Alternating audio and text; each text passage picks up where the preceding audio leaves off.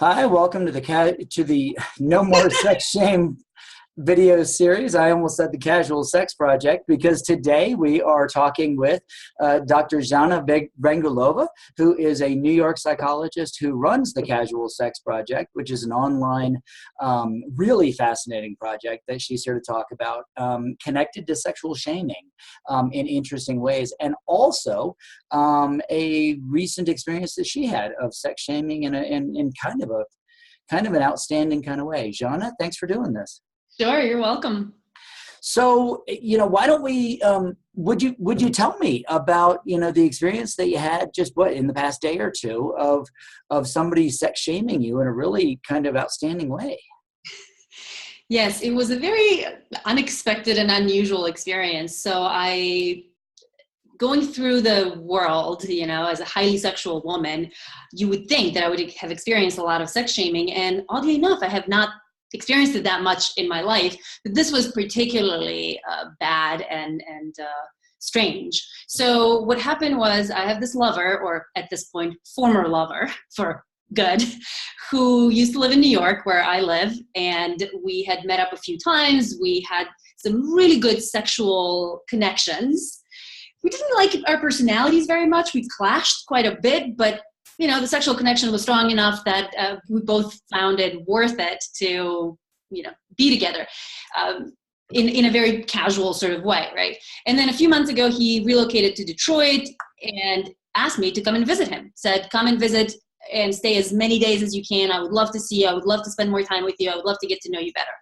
So I said, okay. I bought a ticket. I went to Detroit. He picked me up from the airport, and things went downhill from there. Almost immediately. He barely even said hello to me. And the first thing he really said to me was, could you put on a bra? Put on a bra?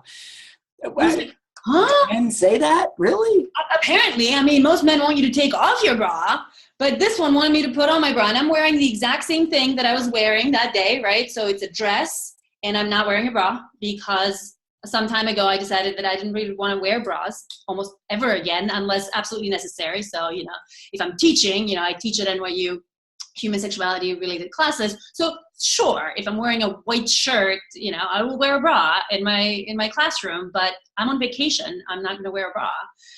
Anyway. I think it should be a law. Women on vacation do not have to wear bras. Yeah, I think that's a good rule. And so the reason he wanted me to wear a bra is because in his building, there's a front desk, and he was worried that the front desk people were going to talk. I'm not sure what they were going to talk. I'm not sure what the issue was with him having a woman visit him for a few days who doesn't wear a bra under her dress is. What exactly is the stigma associated with that? But he was very, very adamant about it. And he would not let up. And I refused to be controlled in that way, to have my appearance controlled in that way, because I thought it was completely unreasonable, completely unnecessary. On one hand, it was very slut-shamey because for some reason my nipples couldn't sort of stick out, I guess, even though you can't see them. It's a dress. I'm wearing clothes. I'm not naked, right? And on the other hand, it was actually quite, strange to me that he would care so much about what the front desk people thought. It's almost like shame was rolling downhill, that he was worried about somehow being shamed by being with a sexually liberated woman, and then he took that shame and he put it on you. Yep, that's exactly what happened, right? So he felt that, Detroit is a more conservative environment. I shouldn't be seen with someone, or people are going to think less of me if I'm seen with a woman who doesn't wear a bra, which I'm not sure exactly why that's a problem, but okay. So he was feeling, clearly he was feeling shamed. He doesn't have a problem, I don't think, with me not wearing a bra, but he thought that other people would, which is pure shame, right? And then he was internalizing that shame and asking me to moderate my behavior or modify my behavior because of that, to alleviate his sense of anxiety and fear caused by the shame. And I was just unwilling to do that. The smart ass part of me is almost tempted to ask what office building this was and to see if we could arrange a topless free the nipple protest outside the building. It's not an office building. It's his home building. That's where Oh my gosh. Oh, that's even better. This is not where he works. This is where he lives. This is where I was supposed to be staying for 4 days. Right? This is his apartment building. So how did you, I mean, obviously you stood up for yourself, which is gorgeous, and you stood up for your breast, which is amazing. I sure did. So we had a very long, about an hour and a half, maybe 2-hour conversation in the car about this, trying to sort of reason with each other and argue back and forth. And ultimately it came down that he was unwilling to bear the shame and the potential repercussions of the front desk people in his apartment building seeing his visiting girlfriend, whatever, walking around braless. And I was unwilling to cover up. So I said, okay, well, Lawrence, I am going to get a hotel room if you won't let me stay at your apartment. And I think you should pay for it, at least partially, because you got me to come out here. I paid money for my flight. I'm not going to pay a lot of money for a hotel. I think you should at least cover part of that. And he sort of begrudgingly agreed to that. And I started, booking a place online, and halfway through that, he said, I'm actually not going to pay for it. I don't think I should pay any of it. And I was like, wow, so you're going to let me pay $700 on top of the $300 I paid for the flight. And you're not going to, you don't think that, human decency requires you to cover at least part of that. And he said, no, I don't have the money, and I don't think I did anything wrong. Wow. I guess somebody here should be ashamed, and it's not you. Yeah, I think so too. But yeah, so that's what happens. Luckily I was lucky enough to be able to afford a $700 hotel room for 4 days. Although there were certainly cheaper options. I could have stayed farther out. I didn't want to do that, or I could have looked for friends or something like that. But there are always options, right? There were cheap places on Airbnb, right? I looked up on Airbnb, and there were private rooms for a lot less. So even people who don't necessarily have the ability to afford, $700 for a hotel room, there are options. So I would highly encourage anybody who find themselves in this situation, although this is such a bizarre situation, I can't possibly imagine finding yourself in this exact situation, but something similar, that there are options. And pushing back against that shaming and exploring your options and standing up for yourself is clearly a positive thing. Tell me about the Casual Sex Project. I mean, do you think, is it connected to any of this stuff? Well, this was a casual partner, so it is in that way connected. There are no stories of Lawrence and I on the Casual Sex Project, if that's what you mean. Well, is the Casual Sex Project about shame? I mean, as I do trainings and I talk about your work, that's one of the things I talk about. I talk about the negative consequences of casual sex being really driven by the moral conflict and the shame around it. Absolutely. And it seems like your work is trying to change that. Yeah. So when I started Casual Sex Project about 2.5, maybe 3 years ago at this point, it was for many reasons, primarily because there's so little honest conversation publicly about what casual sex is, what it looks like, how people experience it, what happens, what are people's reactions to that. And so I created this website where people can post their stories, true stories of hookups. And there have been, almost 3,000 at this point posted from all over the world. People of all demographics. Usually we hear it about college students, but this is really everybody from, 17-year-old girls somewhere in South Africa or South America to 70, 80-year-old people having group sex in the retirement homes. There is Florida, definitely. I've heard about that. I think I saw that episode of Real Sex. Yeah. So, and there are a number of questions. When people submit a story, they answer a bunch of questions about who they are, and they answer a bunch of questions about what happened, with the specific hookup experience. And then one of the questions is, did you tell people, and how did they react? And that's very often where you get, people's responses to how much or how little shame they may have experienced. And it's a very common answer, right? That they told people and that they were shamed for it, and or that they regretted because they feel like that's going to ruin their reputation, or that they added another partner that is now going to increase their number, and a high number of sexual partners is perceived as harmful to your social standing. So there are a lot of there's a lot of shame, and also responses to shame. So both the positive and the negative, because very often people will write in how one of the questions is, how has this hookup impacted you or your view on casual sex or sex in general? And very often they will say things like, this actually freed me from a lot of shame.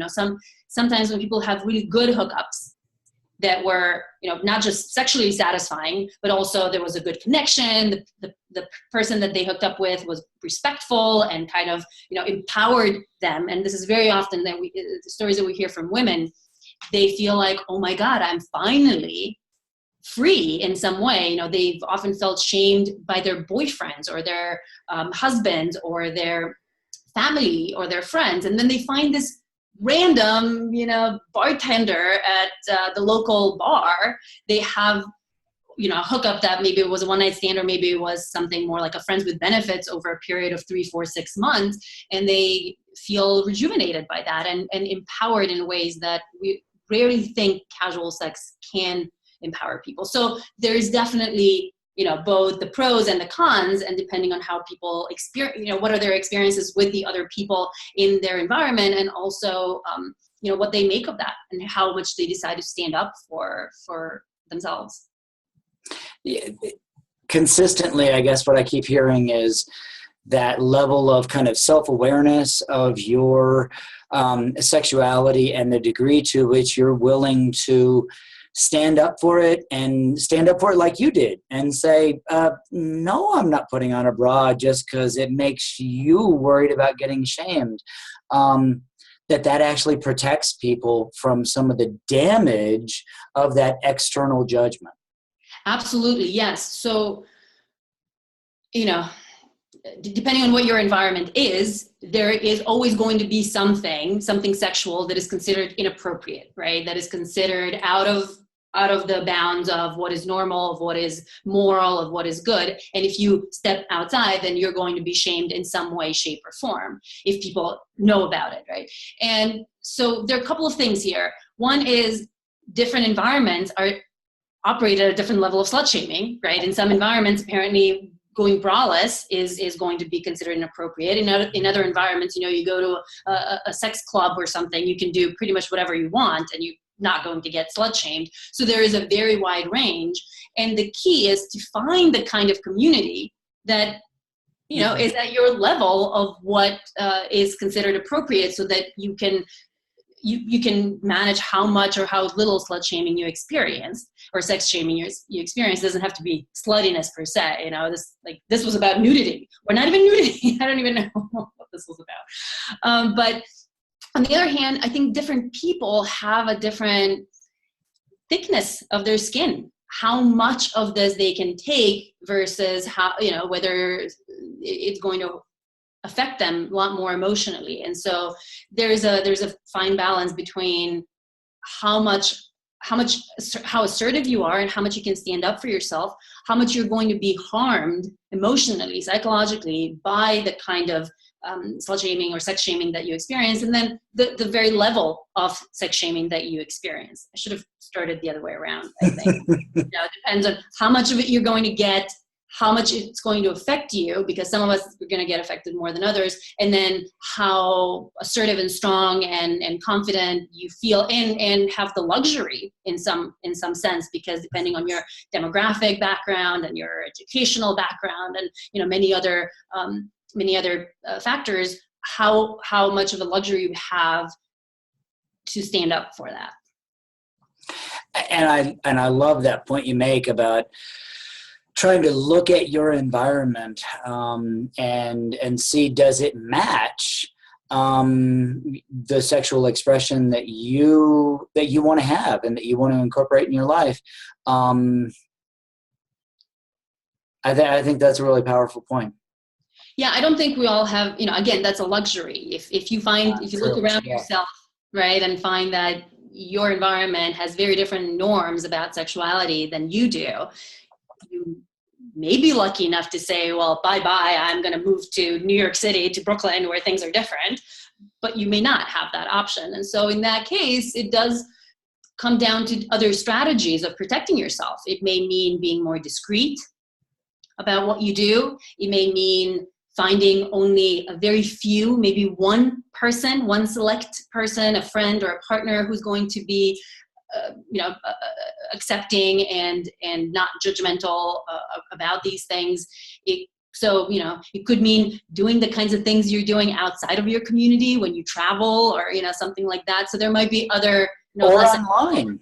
Hmm? Or online, Online, absolutely online. using Facebook Live, using things like YouTube, using social Mm-hmm. media, and even webcamming as ways to kind of express yourself sexually in ways that maybe you can't in your local community. Right, exactly. So there are a lot of options. I mean, ideally, we would all live in environments where whatever you did was fine, as long as it wasn't harming other people, actively hurting other people. But that's not the case. So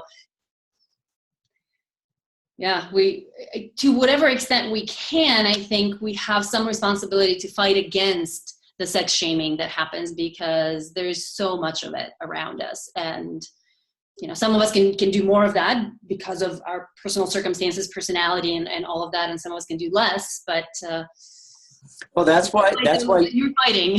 yeah, that's why you started Casual Sex Project, and that's why I started these videos, because I was seeing so many people who are harmed by sex shaming, and I realized I needed to hear more things like you just shared about ways people can overcome it to reduce and mitigate some of the damage that it does.